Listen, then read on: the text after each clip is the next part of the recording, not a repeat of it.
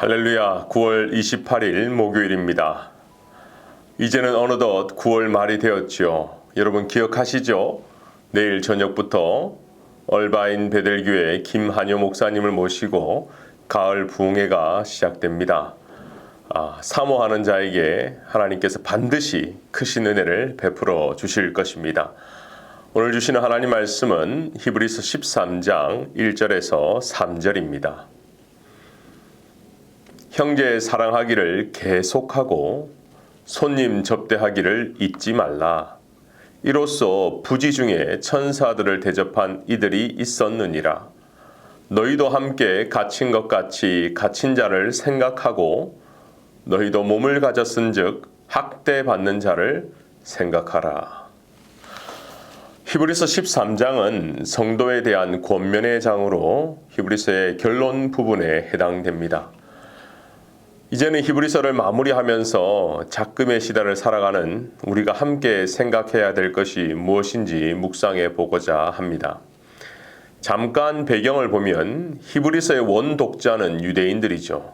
하지만 그들은 흩어져서 디아스포라, 즉 이방 땅에서 이방인처럼 살아가고 있었습니다.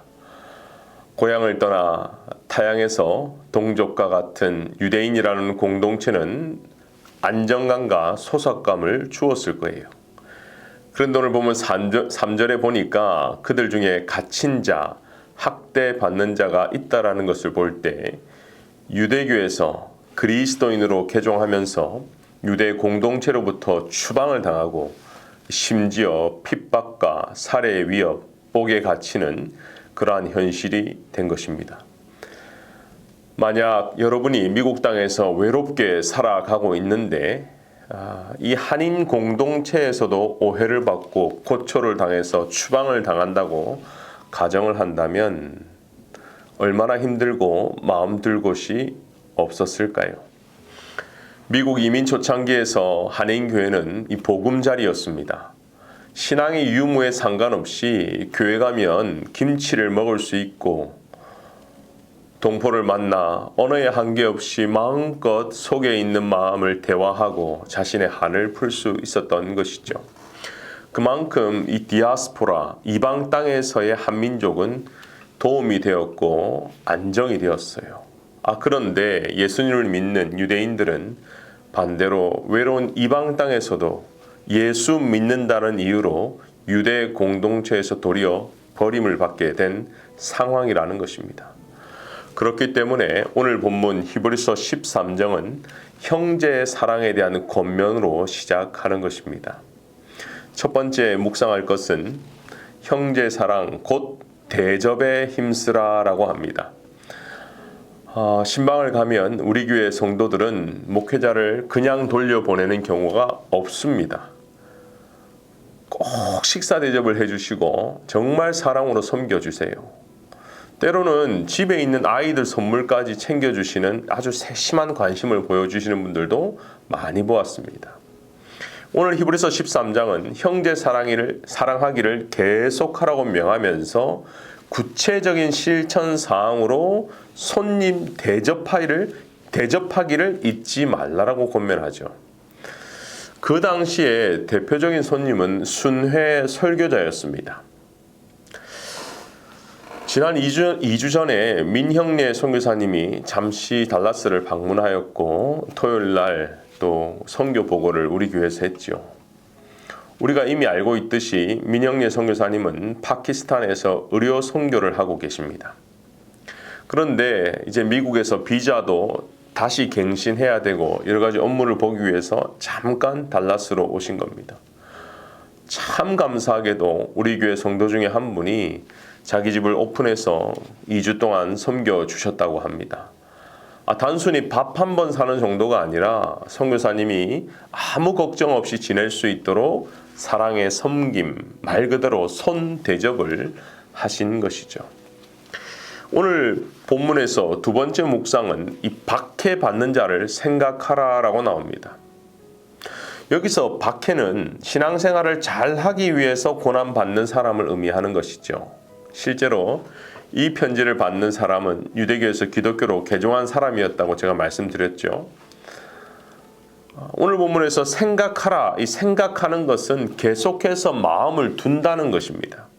3절을 보면 그들은 옥에 갇혀 있었고요. 갇힌 자들은 실제로 돕기 위해서 때로 돕는 자들이 큰 위험을 감수하기도 해야 했습니다. 하지만 그것이 두려워서 모른 채 하는 것은 그리스도인의 자세가 아닐 것입니다. 그렇기 때문에 과거 사도 바울이 개종자들을 배신자로 낙인 찍어 죽이려 한 것처럼 예수님을 따르기로 작정한 그러한 현재의 고통 가운데 거하는 분들을 그냥 두면 안 된다라는 거예요. 실제로 지금 우리의 형제인 북한교회 성도들이 고통을 당하고 있습니다. 지난번 탈북자 출신 신학생들이 우리 교회를 방문한 적이 있었죠. 그 중에 한 분이 그런 말을 했어요. 본인은 여기 신학교에서 성경을 잘 배워서 다시 북한으로 돌아가는 것, 그것이 사명이자 꿈입니다. 본인은 하나님의 은혜로 탈북에 성공하고 그리고 남한에 도착해서 여러 기관의 도움을 받았고 무엇보다 예수님을 만나 천국 소망을 가졌는데 아직까지 북녘에 있는 자신의 가족들 동포만 생각하면 이 빚진 자로서 눈물이 난다라는 것입니다. 그래서 오늘 3절의 말씀, 너희도 함께 갇힌 것 같이 갇힌 자를 생각하고 너희도 몸을 가졌은즉 학대받는 자를 생각해라. 이 말씀이 깊게 다가오는 것입니다. 자, 그렇다면 우리가 달라스에서 할 수 있는 것은 무엇이 있을까요? 여러분, 달라스에서도 갇힌 자들이 있어요. 영적으로 무지해서 세상 속에 갇혀 있는 자도 있고 학업으로 이 달라스에서 공부하는 학생들도 있고 가족을 한국에 두고 혼자 외롭게 직장 생활하는 청년들도 있습니다. 그리고 나이가 많고 몸이 불편해서 집에서 옴짝달싹 못하는 시니어들도 있습니다. 모두 우리의 도움이 필요한 사람들이죠. 성령께서 오늘도 한 사람을 기억나게 하실 겁니다. 이 선행이라는 것, 남을 돕는 것은 돈이 있다고 여유가 있다고 하는 것이 아니라 하나님의 말씀이기 때문에 없는 중에도 순종하는 것입니다. 먼저 형제의 사랑을 순종하면 채워주시는 하나님을 만나게 될 것입니다. 마지막으로 누가복음 6장 38절을 한번 읽어드리겠습니다. 주라, 그리하면 너희에게 줄 것이니 곧 후이되어 누르고 흔들어 넘치도록 하여 너희에게 안겨주리라. 하나님의 약속입니다. 오늘도 그 하나님의 약속을 믿고 하루를 힘차게 살아가는 여러분 되시기를 바랍니다. 다 함께 기도하겠습니다. 오늘도 귀한 말씀을 주시니 감사합니다. 은혜와 사랑이 충만하신 주님, 저희 모두는 주님이 계신 본향에 돌아갈 때까지 이 땅에서 늘 광야의 여정을 함께해야 하는 주님의 백성들입니다. 그 여정 가운데 주님이 허락하시고 인도하시는 일들을 감당하고자 합니다. 이제 저희는 빛내리 교회라는 하나의 공동체로서 새로운 곳에 주님의 성전을 이전하는 사명을 위해 함께하고자 합니다. 저희들 사람의 마음으로 하는 것이 아니라 늘 주님의 뜻을 묻고 또 의지하며 저희 한 사람 한 사람이 성전의 건축도를 기도로서 올릴 수 있는 믿음을 허락하여 주시기만을 간절히 기도하옵나이다. 저희의 기도가 단순히 저희의 목적을 이루고자 주님을 세상에 끌어내리려 하지 않게 하시며 오히려 저희의 기도와 간구가 주님의 편에 서서 세상이 바라고 기대하는 것들로부터 자유롭게 하옵소서. 오직 하나님이 하심을 온전히 믿게 하시며 저희는 그 뜻을 이루시는 이 땅의 주님의 지체로서 기쁨과 찬양으로 이루어 나가는 여정이 될 수 있도록 함께해 주시기만을 기도합니다. 저희가 아니라 크신 하나님이 하심을 잊지 않고 고백합니다. 이 모든 말씀 살아계신 우리 주 예수 그리스도의 이름 받들어 간절히 기도하였사옵나이다. 아멘.